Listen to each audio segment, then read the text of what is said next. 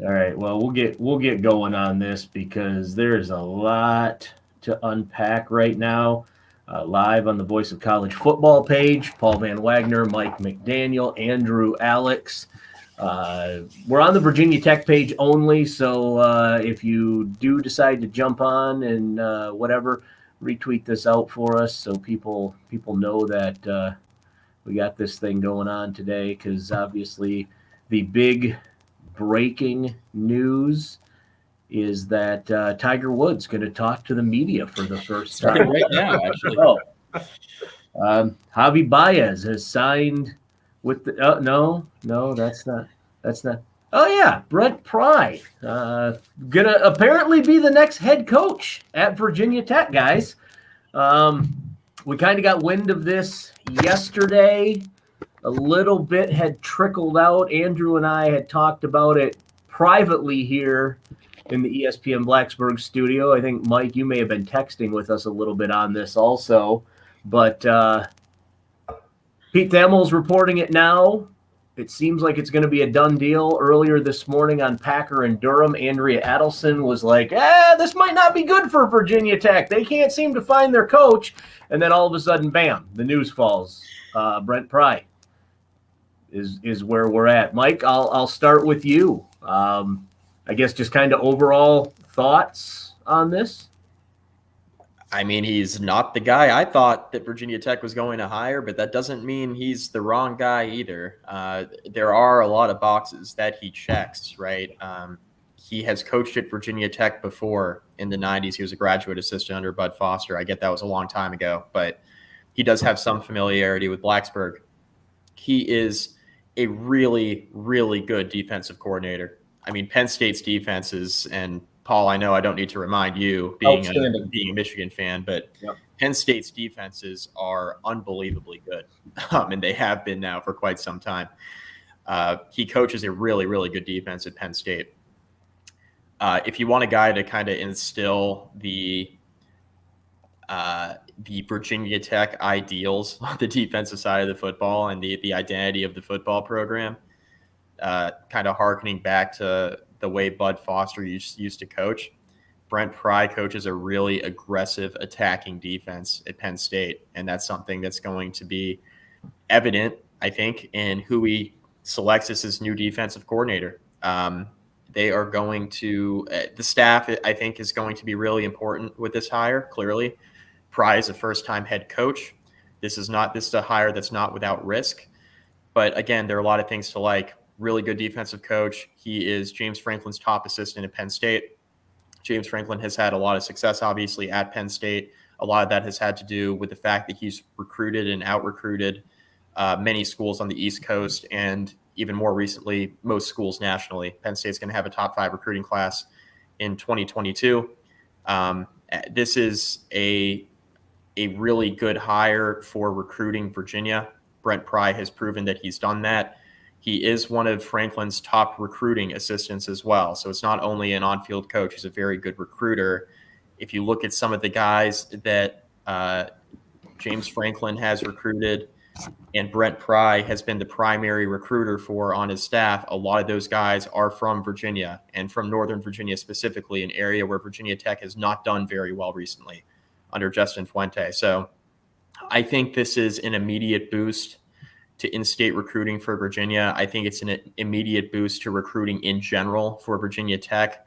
I think the staff will be really, really important with this hire. Who is he going to hire to run the offense? That's my biggest question here with this hire. And then what is he going to be like as an overseer of an entire program?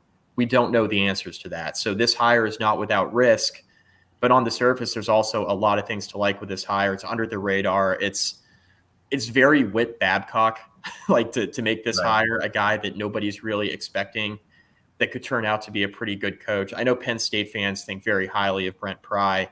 Mm-hmm. I have a couple friends that have gone to Penn State. I have a couple friends that have close friends that have gone to Penn State who have said the same thing, that Brent Pry is a really, really good coach, and they knew they were going to lose him soon as a head coach. Pry is in his early 50s, so again, a little bit older than Justin Fuente, certainly, but I think he's only 50 or 51. So,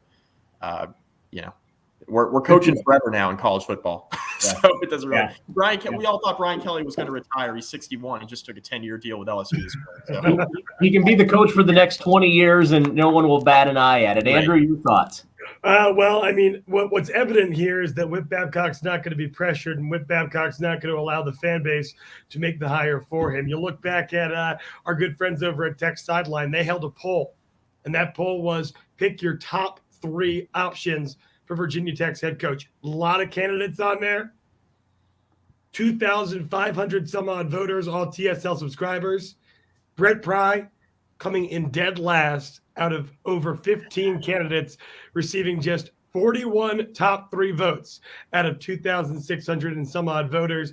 This is a guy that was under the radar, but at the end of the day, if you're with Babcock, you got to make adjustments. Like you said, Paul, Andrea Adelson said it herself earlier on Packer and Durham.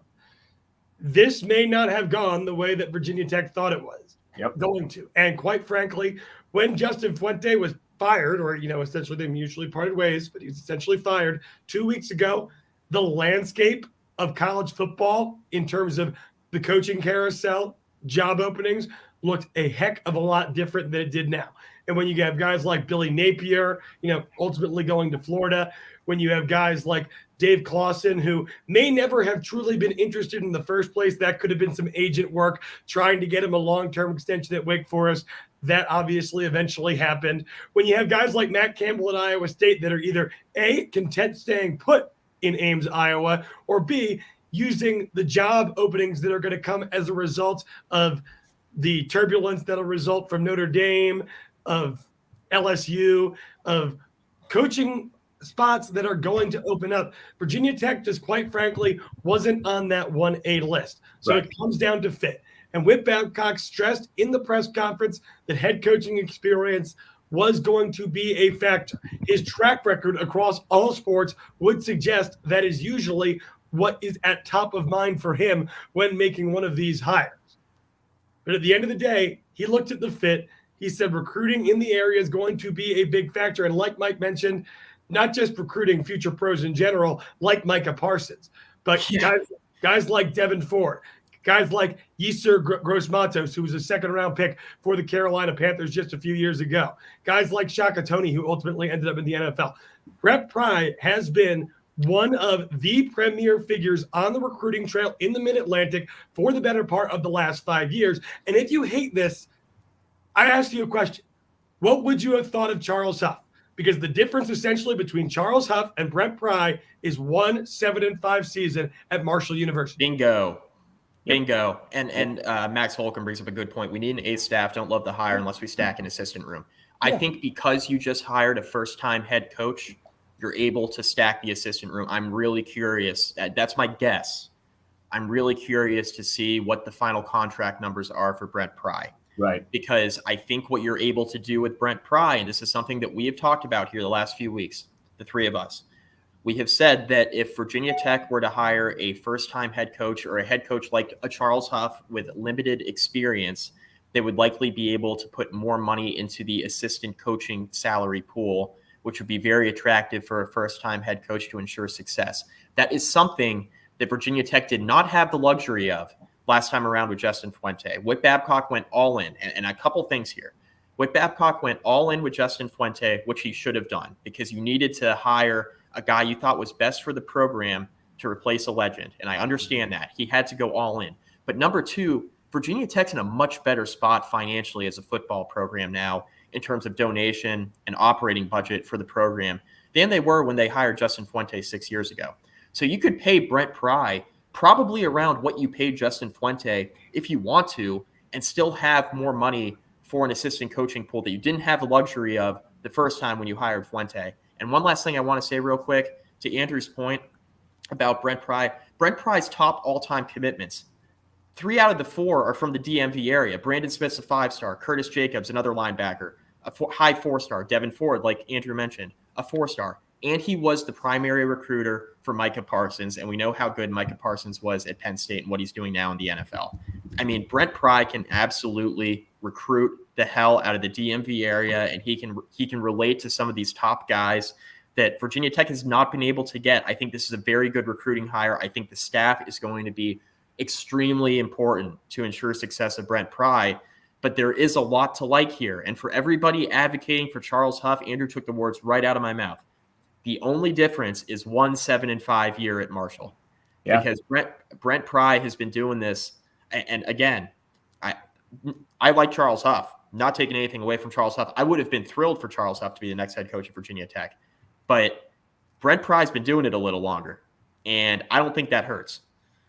No, I agree. I mean, I think, you look at the things that Whit outlined, right? And the one that really stuck out to me was, I want a coach that, and I'm paraphrasing here, this isn't a direct quote, I want a coach that has a history of success, right? Now, he didn't say a head coach, a history of success as a head coach. He said a history of success.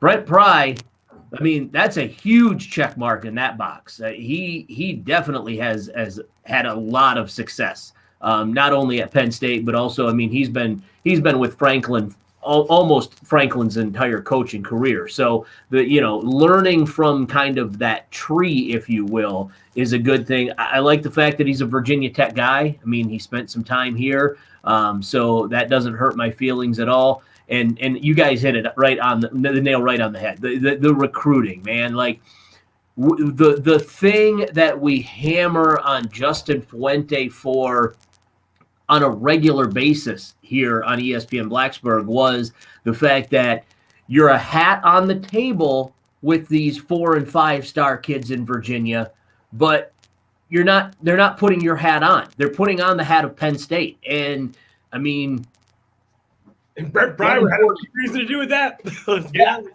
Yeah, exactly. So, like, give me that. Give me all of that. Like, I want the coach that's going to be out recruiting. I want the coach that's going to wrap. We talk about putting a fence around Virginia. Like, Brent Pry could be that guy. Now, I do agree. We do have to see what he ends up with staff-wise, and who he decides to keep here. I mean, I think a lot of people really want to see him keep J.C. Price. Yeah. Whether he does or not, I don't know. I mean, my thought, of course, was if Virginia Tech goes offensive-minded coach, there's a better chance that J.C. Price keeps his job, right? Because Brent Pry conceivably could bring almost his entire defensive staff with him to Penn State, or from Penn State to Virginia Tech. We saw that with Justin Fuente bringing his almost entire offensive staff with him from Memphis here. So, I mean, is there a spot for J.C. Price? I think that's a big question, moving forward for this group. And then how do you stack up the offensive side of things? Because, that's going to be huge for Virginia Tech. I think a couple guys I would make sure I keep on staff, J.C. Price and Ryan Smith. Yeah. Just from a recruiting standpoint, I think Pry, like I said, I think Pry gives you an instant bump in recruiting. But I think if you're able to keep some of your better recruiters on staff in Price and Ryan Smith, and not only that, but, J.C. Price is a Hokie, as we know. He made that very clear on the field in Charlottesville on Saturday night. I think those would be two guys I would prioritize trying to keep, even if Ryan Smith isn't coaching defensive backs. If he's coaching something else on the defense, like if you want him to coach something else, fine. I want his recruiting on the staff. Yeah. I want his ability to relate to players on the staff. And the one thing I'll caution with Virginia Tech fans, because a lot of people are jumping to conclusions on the timeline one way or another this morning on Twitter, right? This is a great hire. This is a bad hire. Mm-hmm. We don't know. We don't know. Everybody thought that Justin Fuente was a home run hire. Yep. 2 full years in, we thought it was a great hire. He won 19 games in 2 years, right? Yep. There's no way of knowing until we kind of see this all play out. There are things to like. There are things to ask questions about, but that's going to be the case with any hire that Virginia Tech makes with the current state of their program. But I do like some of the things on the surface though with Brent Pry. If you're going with a first-time head coach, I mean, there's a lot to like there. Get a really highly skilled defensive guy. Get yourself a guy who knows how to recruit, period, let alone the state of Virginia. The staff's going to be so crucially important on the offensive side of the ball. Can't emphasize that enough. Not too concerned about the defense. No. I have some concerns about the offense just because I don't know yet. I don't know who the hires are going to be, but it'll be interesting to see how he fills out the staff. Well, the good news is with Brent Pry, a guy who has been on James Franklin's staff, both in the SEC at Vanderbilt and now at Penn State for a number of years. He's going to have those big-time Power 5 football connections that Justin Fuente didn't quite, frankly, have. We're not going to see a situation where you're going to end up with an offensive coordinator in Brad Cornelson who had never actually called plays even at the group of 5 level. I think he'll be able to leverage those connections with a bigger staff salary pool than Justin Fuente was given and, hopefully create a well-rounded program that, plays to his strengths, but also make crucial hires that maybe, kind of coat his weaknesses. He's not an offensive guy. Like you said, Mike, all eyes are going to be on that offensive coordinator hire, really how that offensive staff plays out. And I don't know who the hires are going to be on offense, right? Like, I don't know enough about the Brent Pry coaching tree to know. And this is all broken this morning. I'm sure I'll be more well-read on it this afternoon. But as of this morning, I don't know who the hires are going to be on the offensive side of the football. Like, that's a huge question. That's something that Pry's going to have to answer. That's something that, quite honestly, Whit Babcock probably assured Brent Pry of when he took the job. Like, what kind of pool am I going to have to hire my assistants, right? That was probably a big question that Brent Pry wanted answered, because he is one of the top assistants in the Big Ten, right? So it's no secret that he's probably had other opportunities before to jump and has selected not to do that. He's probably had, opportunities that he's looked at and almost taken right before. And maybe there was some make or break questions in an interview. Whatever Whit Babcock told him, he was confident in, and 51 years old, that he was going to be able to have his first head coaching experience be a successful one. So let's see what the staff is. Let's see what the assistant coaching pool is. Those are numbers that'll start to filter out. As usual, David Teal and those guys will have it. They're the ones that always get that information. So we'll figure that out pretty quick. I'm kind of looking right now at the Penn State football coaches and the assistant coaches specifically, and I'm not seeing any names that jump out at me. Like, I don't see him bringing Mike Yurkich with him, right? Like, I don't think that's going to be a thing. So I don't know that the offensive the offensive coordinator, maybe possibly, I don't know a whole lot about Taylor Stubblefield, but he is the offensive recruiting coordinator and the wide receivers coach at Penn State. He was so good at Purdue as a receiver. Yeah. Oh my God. He was so good as a player. So, that could be a potential name to look for. I don't know. I'm just kind of spitballing names, but at this point, I don't know that his OC comes from Penn State. I would be surprised if it did. It'll be interesting to see, though, where that person comes, because I think, Mike, you already mentioned it, right? Defensively, this will be fine, right?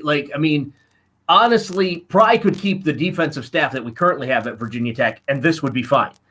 The question is on the offensive side of the ball. Who do you bring in to be your OC? And do you have to tab that person as maybe, associate head coach or something like that in order to entice a big name into the mix? I agree with you, and this ties in. This is from David Teal, as I literally just said. David Teal gets this information before everybody else. So yeah. David Teal says, to complement recent facility upgrades, expect Hokies to markedly increase assistant coaches' salaries and recruiting infrastructure. Brent Pry was among 2 coordinators who emerged in this search. Sources expect him to retain J.C. Price. So David Teal gets all the info. That's why he's a Hall of Famer. Yep. He pays to be the legend. He gets the information. You look at his time at Penn State. We have our guy Gavin here with the comment. Penn State fans are sad to see this guy go, because if you've watched Penn State football over the course of the last few years, at times those offenses have been lackluster at best, and they've been able to, remain at the top of the college football world in that conversation at times because Brent Pry's defenses were solid enough to keep him afloat. Right. Again, it comes down to this offensive coordinator hire. How is this staff built out? Everyone, like Mike said, is going to rush to judgment one way or another. This is a solid hire. This is the guy that has a chance to be successful And the decisions that are made over the course of the next month and a half are going to give us an idea of what that roadmap looks like.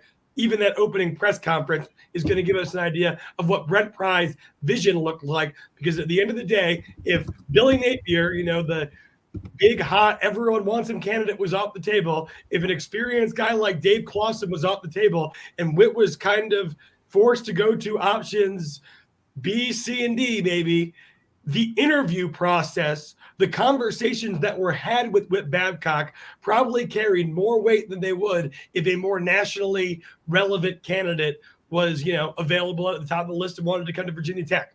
He looked at a number of coordinators in play, and Brent Pry impressed the most.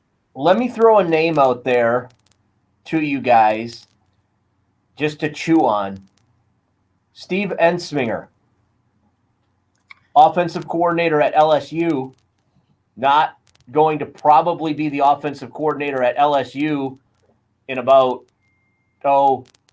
24 hours if everything if he still is. Maybe now. Yeah, maybe even right now. That's a decent one.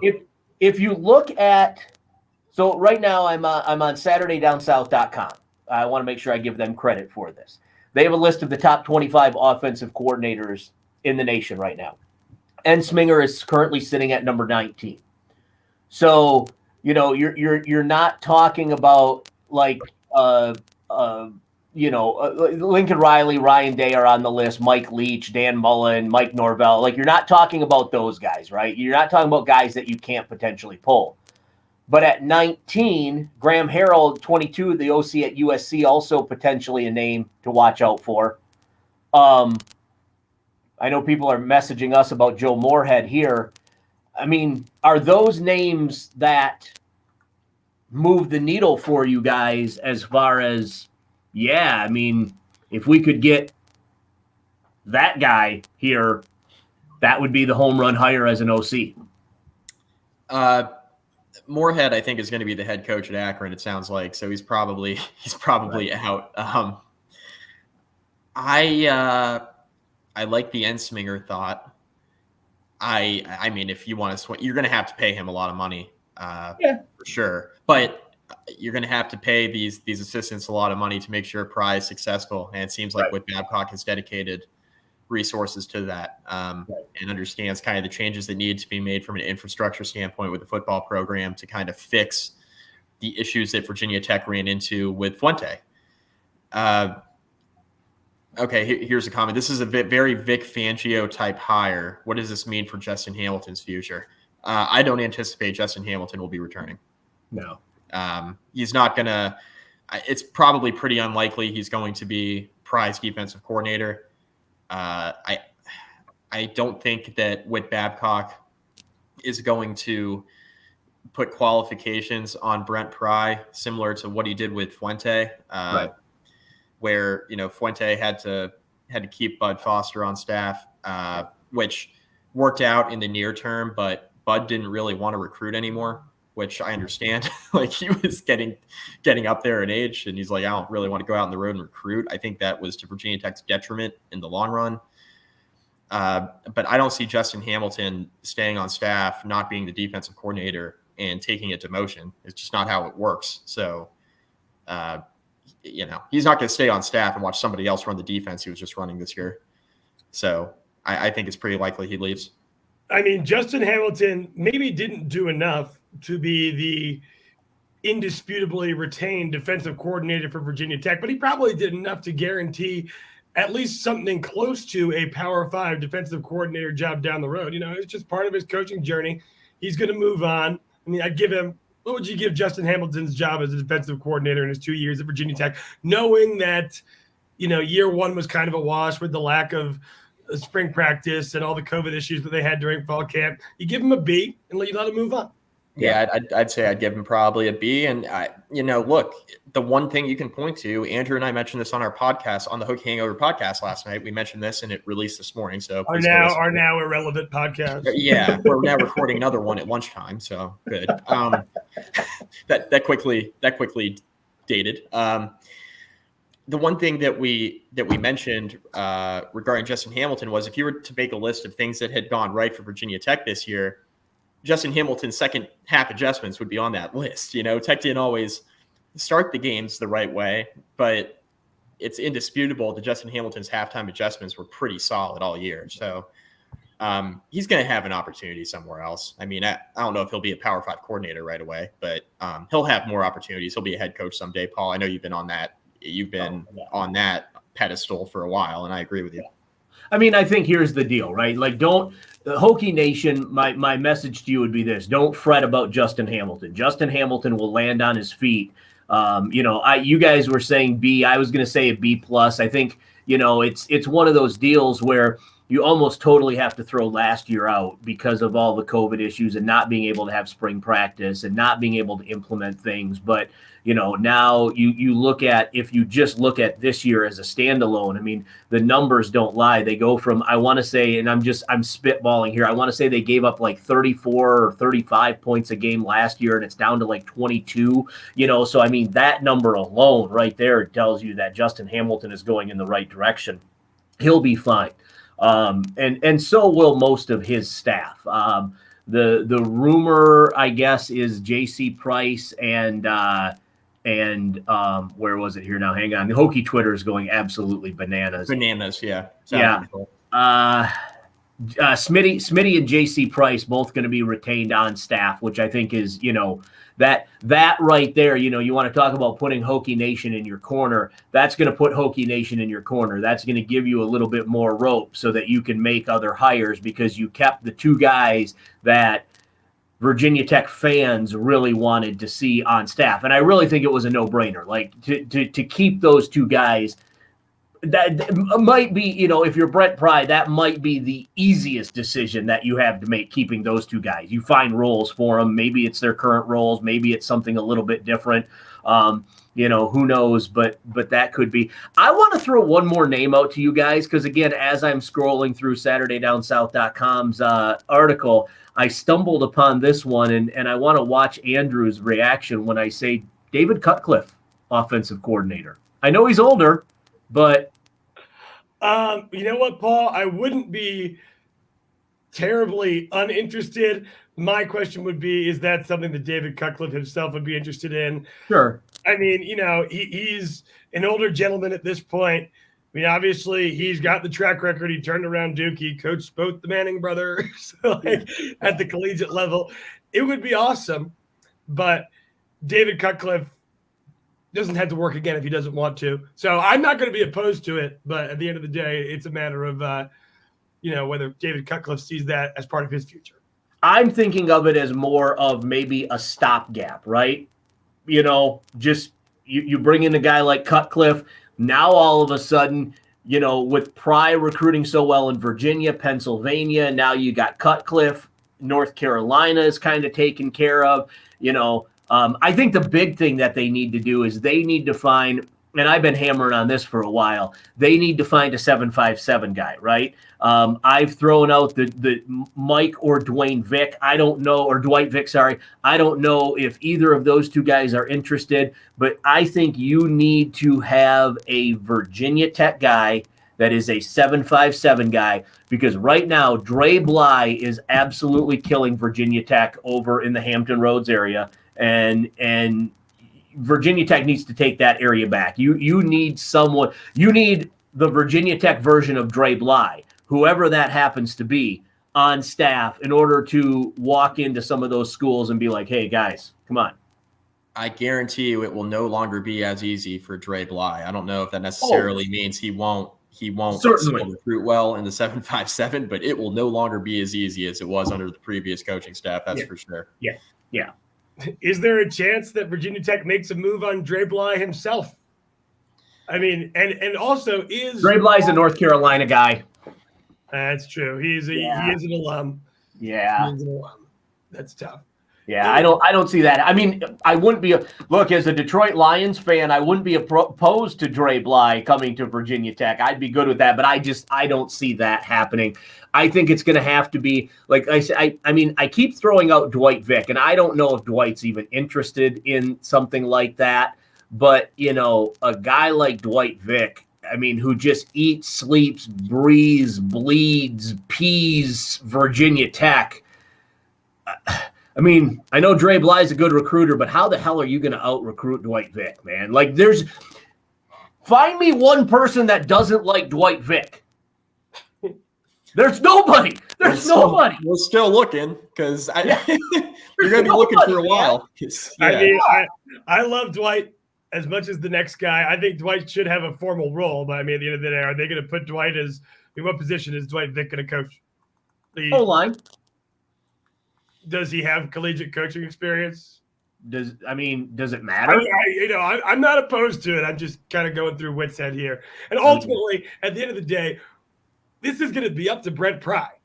Right. So it's Brent Pry's call. But again, I would hope that part of the conversations that he had with Whit Babcock that led us to this point where Brent Pry is going to be the next head coach of Virginia Tech included a vision of how they're going to reclaim the Commonwealth of Virginia from a recruiting standpoint. Because again, and I know everyone wants to poo-poo and laugh at North Carolina because they're recruiting so well in Virginia and in North Carolina, and their results so far have been 6-6. 1, are we all forgetting that they went 8-2 last year and went to the Orange Bowl?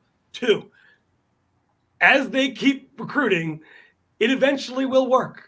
There are, with the exception of Miami, there are very few examples of recruiting at that level so far ahead of your immediate competition and not eventually sustaining success. In the ACC Coastal, what should be wide open division in all of college football, if North Carolina continues like this, they will dominate. I'm sorry, but it's true. Yeah. The one thing I'll mention is we've seen Mac Brown recruit at this level before, and we've seen it fail before at a different school. So it's not like he doesn't have a track record of doing this. It took Vince Young to win in the national championship, and they had a great team that year. It wasn't just Vince Young, but it took a generational college quarterback to win that national championship, which is honestly what it takes now. That's what it takes. I mean, evaluate the college football landscape. A big reason why Notre Dame has not been able to get over the hump and win a national championship is because they haven't had that type of quarterback. Like, look at the teams they've gone up against in the college football playoff. They have not had that quarterback to get them over the top. Like, Ian Book holds multiple records at Notre Dame as a passer. He is one of the most decorated quarterbacks in school history. Nobody is going to mistake 3-star Ian Book for a 5-star Bryce Young at Alabama, right? So, not that Sam Howell wasn't that guy. Sam Howell's had a great career. I love watching Sam Howell play. I think he's a great quarterback.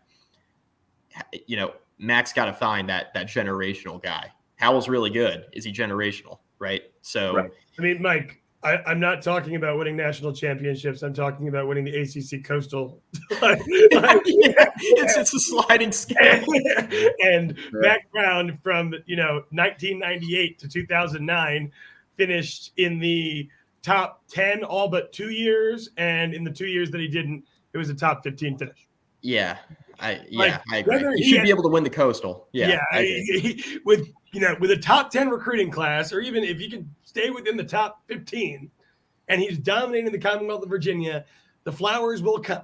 I promise. The goal is to prevent that from happening, just like Mac Brown and his staff stymied the success that Virginia Tech had recruiting in North Carolina when he took over for Larry Fedora a few years ago, essentially cutting off the only pipeline that Virginia Tech had created, and that's how we ended up in the 70s. Yeah, it's got to be better than that, right? Caleb brings up a good point, guys. What about Adam Lechtenberg? I mean, we've seen him recruit okay. He's had some success with the running backs. Is Adam Lechtenberg a guy that you see Brent Pry keeping at Virginia Tech? Shout out Caleb, man. He's always interacting with me on Twitter. Shout out Caleb. Same, great guy. Adam Lechtenberg, I think, would be a good guy to retain. Yeah. A lot of people made fun of that hire for Fuente when he elevated him to running backs coach. He's like, yeah, he's got no running back experience. Right. It's like, I don't really care. He's one of the best recruiters on the staff. Who cares? You find jobs for those guys, right? I mean, they've been around enough football teams to be able to coach X, Y, and Z. He's not a high-level recruiter. A high-level coordinator. You're not asking him to run your offense or run your defense. you're asking him to be a position coach and recruit his ass off. Like Lechtenberg has done that, and Virginia Tech's running backs have been good. I think if you're pointing, passing out blame, there'd certainly be more blame on Brad Cornelsen than Adam Lechtenberg for lack of running back production in 6 years under that staff, right? So, yeah, I mean, I'd consider keeping Lechtenberg. Does he have any desire to stay? I don't know. That's a whole other question. But that is one guy on the offense I could foresee staying for sure. I mean, there aren't a lot of guys on the offensive side, right? But if you had to pick one, that's probably my pick. JW, yes. JW, yes. That's the easiest. That is the easiest question that we will answer today. Yes. I hope so. I texted Jimmy Cleveland this morning. Sources tell me that I hear that this is going to be a co-head coach thing with Korn, and he said, "I will kill you." Yeah, Brad Cornelsen will be out. Unfortunately, I think one of the real success stories of the Justin Fuente era has been the work that Vance Weiss has done. But I envision him with all these new staffs being created, across Power 5. I think he could get a relative promotion based on, the work that he's done with the offensive line at Virginia Tech. Yeah. Vance Weiss is one of those guys too that I wouldn't be mad if Pry or whomever ends up being the head coach keeps, because Weiss was one of those guys, again, a lot like Lechtenberg, right? Where initially we were like, what the hell is this guy doing? In the first year or so of the Justin Fuente era, the offensive line was suspect at best. And then all of a sudden kind of finds his footing and finds his stride. And, arguably, I think in the last 2 years, you could put Virginia Tech's offensive line up against pretty much any offensive line in the ACC, and maybe sans Clemson, and you would be hard pressed to convince me that they weren't, the Virginia Tech offensive line wasn't the better offensive line. So Vance Weiss is another one of those guys where, I mean, if they decide to retain him, I wouldn't be mad about that. That's for sure.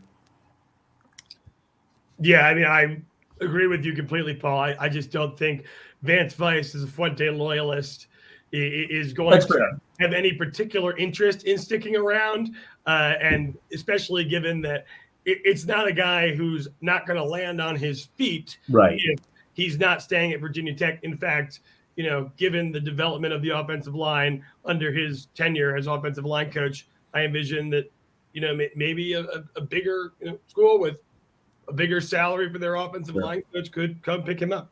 At this point, I don't know that being a Fuente loyalist gets you a whole hell of a lot. If Fuente were to go, all it gets you is a new job if in a landing spot if Fuente lands somewhere else. That's all I was going to add there. Like, I think Weiss, if you had to point to like two guys who would absolutely follow Fuente like into the abyss, other than Cornelsen, it would be Weiss and Shebest. Like, those are the two who I'm thinking in my head. Like, those are two guys who are following Fuente wherever he goes. Cornelsen probably falls into that category too. The question now is, after everything that's happened and transpired, all the stories that have come out, does Fuente want to do that, and does his new job let him do that? Like, bring Cornelsen with him. I mean, quite frankly, if you're Justin Fuente, this coaching carousel stuff, all the jobs that are coming open really played to your favor. I'm now seeing a number of jobs that are either open or look to come open that Justin Fuente would be a good fit in. I'm talking about Louisiana Tech. Possibility there at North Texas. I think that the chances of Justin Fuente being a Power 5 coach in 2022 today are significantly higher than they were 2 weeks ago. Yeah, I think he's going to end up at a group of 5, probably like a Texas group of 5 school or something like that. All right, Mike, I know you got to get, so let's wrap this thing up real quick. One last name that I just want to throw out there for funsies, and anyone that listens to us on a regular basis, you'll know where I'm going with this. Guys, should Brent Pry bring Chase Muma on staff? Absolutely. Bring him home. Bring him home. Okay. All right. Good enough. Mikey, tell the people where they can find you. And I know you're going to be all over the place over the next 24 hours. At Mike McDaniel SOS on Twitter, easiest way to find me. Sons of Saturday, National College Football Podcast, Hokie Hangover Podcast, Basketball Conference, the ACC Football Podcast, sonsofsaturday.com. Andrew. Hokie Hangover Podcast, Inside the Tunnel Podcast with VT 24/7 Sports, and On the Drive with Paul. Drive on ESPN Blacksburg is Monday through Friday from 4 till 6. I would say tune in today. You might hear something in addition to what you've heard here already. This is the Virginia Tech channel of the Voice of College Football, Mark Rogers page. Like, subscribe, rate this channel because during the course of this is kind of our outlet for this time of day for us to come out and give you guys information. We can't use the main page because we need Mark to sign us into the main page, but we can sign into this page at any time. So if you are a friend of Virginia or a fan of Virginia Tech football or basketball, sign in, log in, subscribe to this page because we will jump on here arbitrarily during the course of this coaching search and kind of keep you updated with things as we find them out. Guys, have a great day. And Andrew, I'll see you when you walk across the hall. All right. Thanks, everyone, for tuning in.